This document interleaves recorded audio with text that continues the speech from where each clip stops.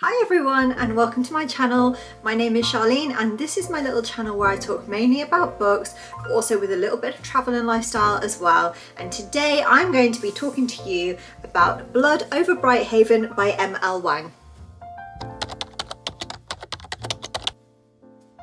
So as I said, today I'm going to be talking to you about Blood Over Brighthaven by M.L. Wang. But before I do, I'm going to give you a few little details about the book. So firstly, genre. It's classed as, I've heard people call it a dark academia book, but in the front cover it's described as a dark fantasy book.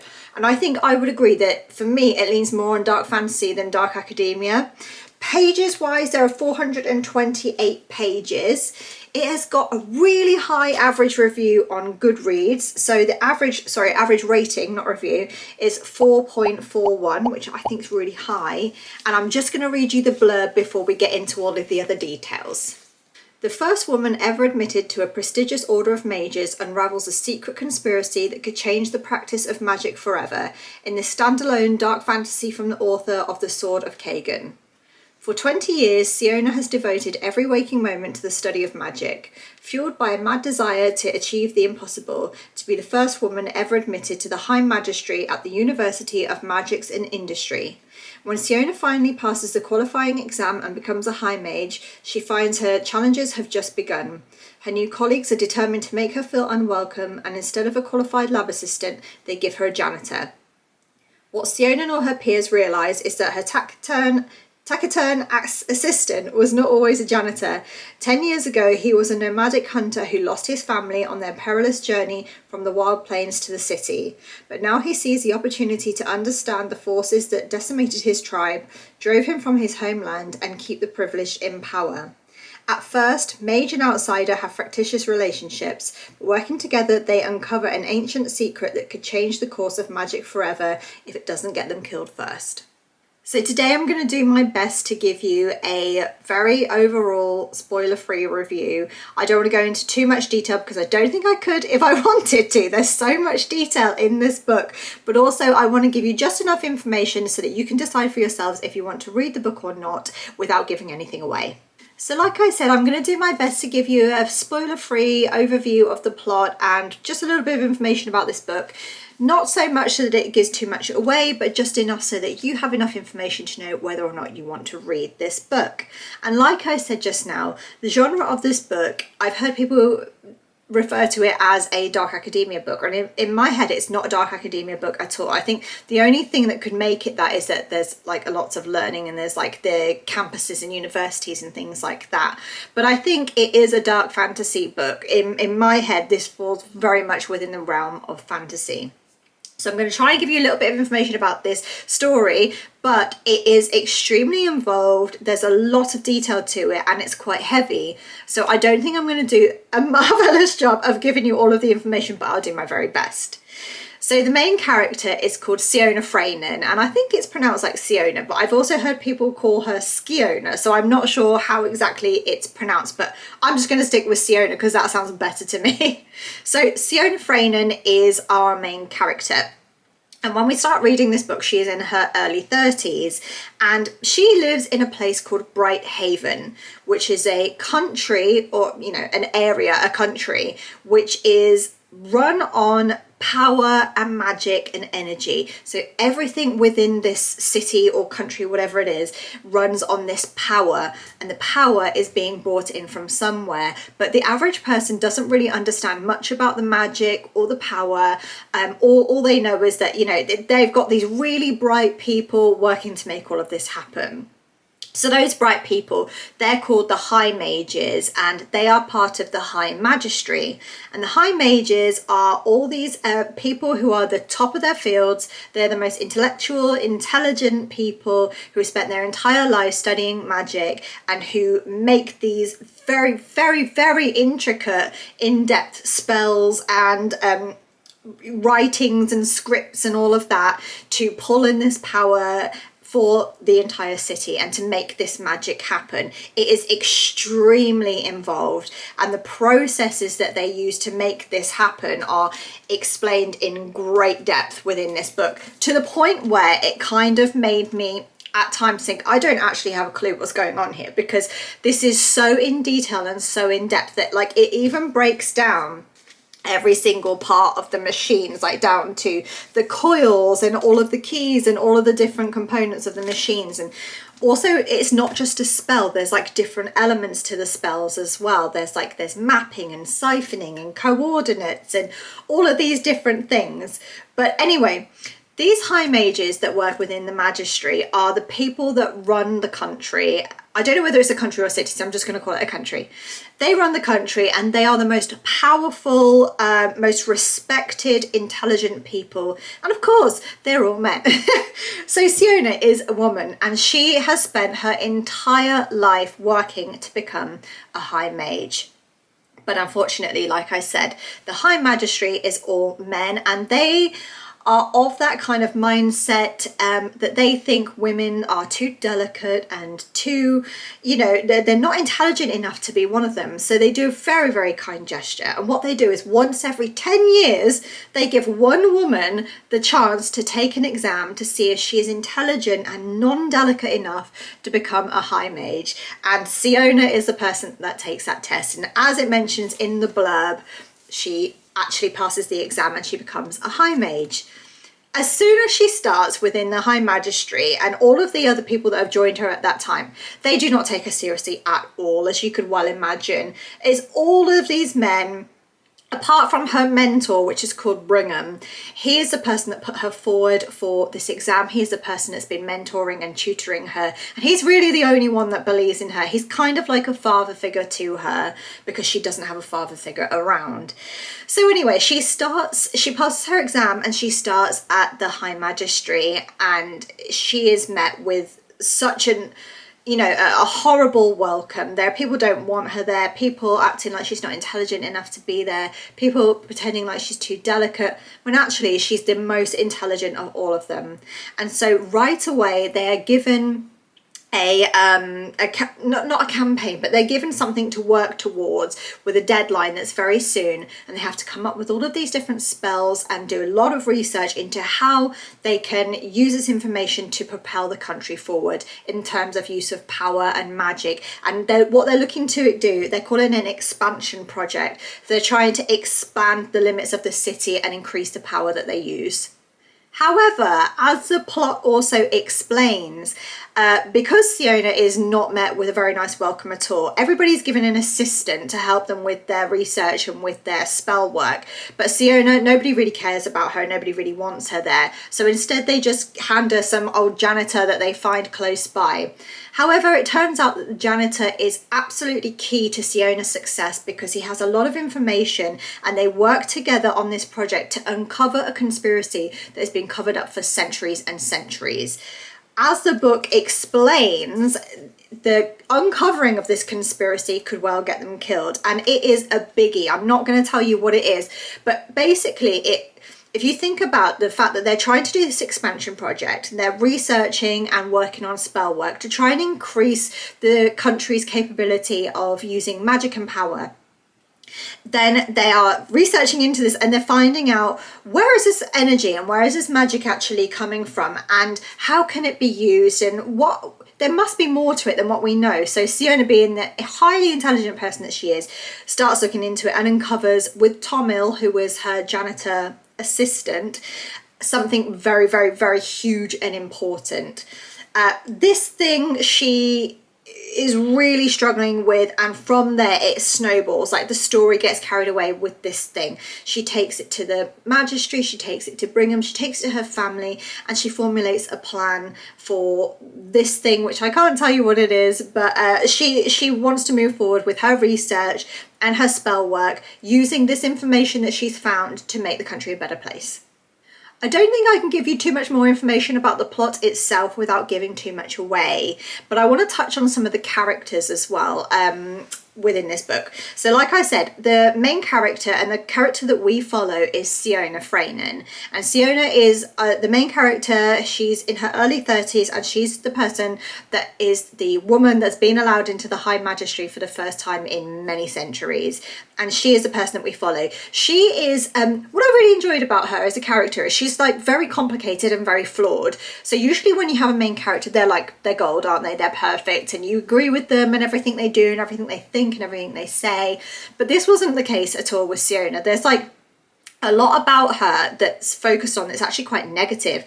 She is highly intelligent and she's incredible at what she does, and she's like a go-getter, and she's not going to let anybody stand in her way. But at the same time, like a massive part of her character is her ego, and it gets in the way so much with her work and with her interactions with other people. And it's really focused on a lot in the book is her ego, and she's got that kind of drive that like it doesn't matter what else it might affect, like she needs to be right and she needs to prove her point. So I thought that was quite interesting, because usually you don't get a main character is that complex and is that kind of varied, really. Another character that we see a lot is Tomil, who is her assistant, who was the janitor. Tomil, again, is not a straightforward character at all, and he's got a really awful, rough backstory. Other than that, you've got the high mages, and the main one being Brigham, who is her mentor, and who is one person at first and another in the end. But he's kind of like this fatherly figure to her, and he wants nothing more than her to do well and her to accept her learnings and help Brighthaven move forward. Other than that, you've got her mum, which isn't actually her mum, it's her auntie, and her cousin Alba. So I think those are the main characters, other than all of the other mages that have joined with Siona, who are absolutely not happy at all for her to be there. And they're awful people, and they're kind of like the villains to this story. At times they're a bit too villainous, like a bit obviously villainous, but yeah, those I think are the main characters, and yeah, as much as I can say about them without giving too much away. But I would say the character development I felt in this book was really good. I thought the characters were very complicated, they had lots of layers to them.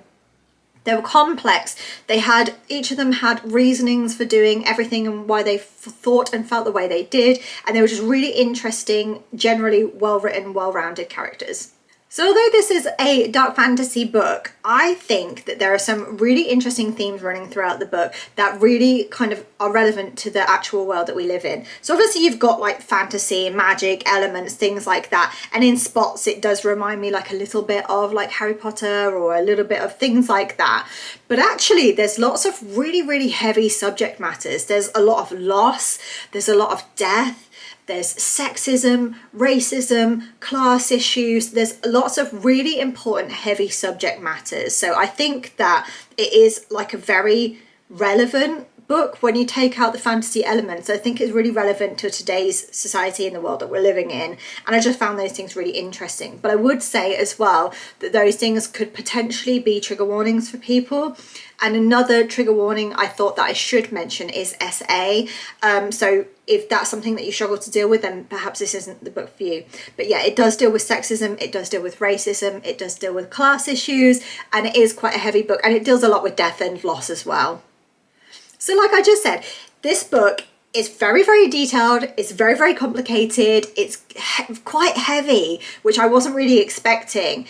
And for me, my thoughts and feelings about this book are that firstly, I really enjoyed it. I kept reading it for the story and for the plot. And actually, I was really invested in the characters as well. I really wanted to know what was going to happen and what was going to happen to and with the characters. However, as you all know, or you might not if this is your first time coming across one of my videos, but I'm a slow reader. And this chunker is 428 pages. And as well as that, in places, this book is quite slow paced, sorry. And I don't know why, but I don't know if it's because it's so detailed in the fantasy world that it's in, and there's so much depth. Like you've got to understand like the components of the tools, of the magic, of the spells, all the different framework of the spells, like the setting up of the society, how everything runs. Just in places I felt like it was really hard to read, and it did take me a little while to get through. reading this just before bed at night time and not spending any significant time on it like in the day or anything, I think this took me like 3 weeks to read, to get through. And it was one of those where when I was picking it up, I was interested and I wanted to keep reading it because I wanted to find out what was going to happen with the story. But on the other hand, it wasn't one of those that I was super excited to pick up and read, because I was just kind of like, oh, this is going to be really hard. Like, the detail and the depth it goes into is really, it's like a lot in places. And so I think it was that level of detail, and also the fact that I'm a slow reader, that kept me reading it for so long. And like in parts, it was quite difficult for me to read. However, saying that, I think that the beginning and the end of the stories were the best parts of it for me. It was so interesting in the beginning, and it set up really well, and I was really interested to learn about the society and about the magic and about the magistry. In the middle, there's a little bit of pacing issues for me, but it was still like fairly interesting. But in the end, it didn't end at all how I thought it would, and I was really, at that point, I was really invested in the story. That was obviously quite far along in the story, but I was still really invested in the characters and what was going to happen. Like, the ending, I wasn't expecting at all, and it kind of, in places, it was a little bit emotional, and in places it was quite raw, and in places it was quite like, it felt like really passionate and aggravating and all of that. But it was a very interesting book. I just don't think that for me, I would personally feel the need to pick it up again. But if you're interested in those kind of like topics and in a book like this, then I would recommend it to read. It's just that for me, it took quite a while and quite a lot of energy to get through. This probably makes no sense at all, but I feel like for me, this was one of those books where I could appreciate the story more after I'd read it than when I was reading it. As I was reading it, it felt quite hard to get through and very difficult to read in places. And it was, it was slow burn for me. But actually, after I'd read it and I could really think about the characters and the plot and all of those different things that I said, like about the themes of the book, it kind of like made me think that I actually appreciated it and enjoyed it for what it is much more than when I was reading it, which probably doesn't sound great. But also, having looked on Goodreads, and I can see that people have literally gone mad about this book. Loads of people are saying it's a 5-star. There's a few people on there saying like it's this definite 6-star even. And I was like, God, maybe I haven't read it right, or maybe there's something wrong with like how I've interpreted it. Maybe it's not right. But you know, you can read a book and you feel about it the way that you feel about it. And I did enjoy reading it. I just found it a struggle to read. I just found it difficult. And it was like a lot of work for me. So I've been really struggling on where to land with what to give this book out of 5. And I've been struggling to think about whether to give it a 3.5 out of 5 or a 4 out of 5. And having reflected on it for a few days, and also having looked at like what I've rated other books and things like that, I think I am going to settle on giving Blood Over Brighthaven a 4 out of 5 stars. I can completely understand why people love this book. I can understand why people have given it a 5 stars. And I guess maybe it's just my own style of reading, or, you know, my own issues that have led to me not giving it a 5 or something. I don't know. But I just did find it quite a slow, hard read where I had to put loads of effort in, and it just didn't have the energy for it. I'm not sure why, but I can definitely see this being a film. And if it is, it's going to be a great film. Like, the ending is so epic, and it just ends in, can't say the word I want to say because it might give something away, but it just ends in such a big dramatic way. So I can definitely see it becoming a film, and if it is a film, I'll definitely go watch it. But like I said, I don't think I feel the need to be reading this book again. If you've read this book, please let me know what you think. I know the whole world has lost their minds about it, and that people love it so much, and I'd be really interested to know, what did you think about the book? What did you think about the plot? What did you think about the characters? What did you think about the themes? I think the themes are what got me the most because it was so relevant. And I also didn't mention as well that it touches on religion a lot, and that was quite an interesting element for me as well. I found that quite interesting. So what did you think? Please let me know in the comments, but of course let me know spoiler free, so in case anybody else has not read it but they're interested. So I'd be really interested to know your thoughts. Do you have any recommendations for me?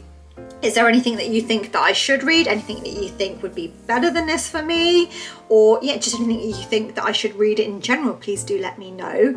I just want to say as well very quickly that I have been receiving some of the most lovely comments, and it just absolutely makes my day when I receive those comments. Like, so many of you reaching out, a lot of other booktubers as well reaching out based on my last video I did, which was like a booktube newbie tag video.